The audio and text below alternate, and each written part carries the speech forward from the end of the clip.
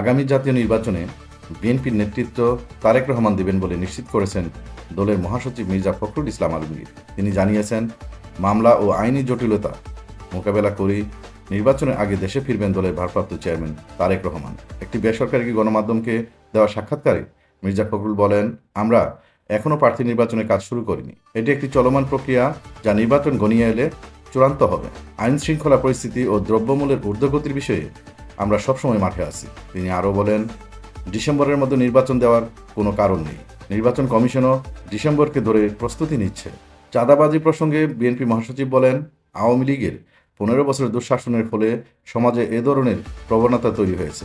কেউ বিএনপির নাম ব্যবহার করেও চাঁদাবাজি করতে পারে, তবে যারা দলের সঙ্গে সংশ্লিষ্ট ছিল তাদের বহিষ্কার করা হয়েছে। বিএনপি এ বিষয়ে জিরো টলারেন্স নীতি অনুসরণ করছে। নির্বাচনী এলাকায় একাধিক প্রার্থী প্রসঙ্গে তিনি বলেন, বিএনপি একটি বড় রাজনৈতিক দল। অতীতে আমরা নির্বাচনেও গেছি, সরকারেও ছিলাম। ফলে প্রার্থী হওয়ার প্রতিযোগিতা স্বাভাবিক। এটি একটি সুস্থ প্রতিযোগিতা, যেখানে যাচাই বাছাই করেই চূড়ান্ত মনোনয়ন দেওয়া হবে।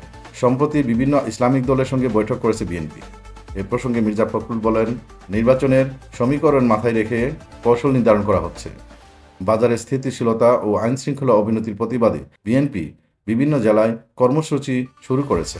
আগামী 25শে ফেব্রুয়ারি পর্যন্ত দেশব্যাপী বড় পরিসরে সমাবেশ করবে দলটি। তবে এটি শুধু নিয়মিত কর্মসূচি নয়, বরং ডিসেম্বরে অনুষ্ঠিতব্য জাতীয় নির্বাচনের প্রস্তুতির অংশ বলেও মন্তব্য করেন বিএনপির মহাসচিব।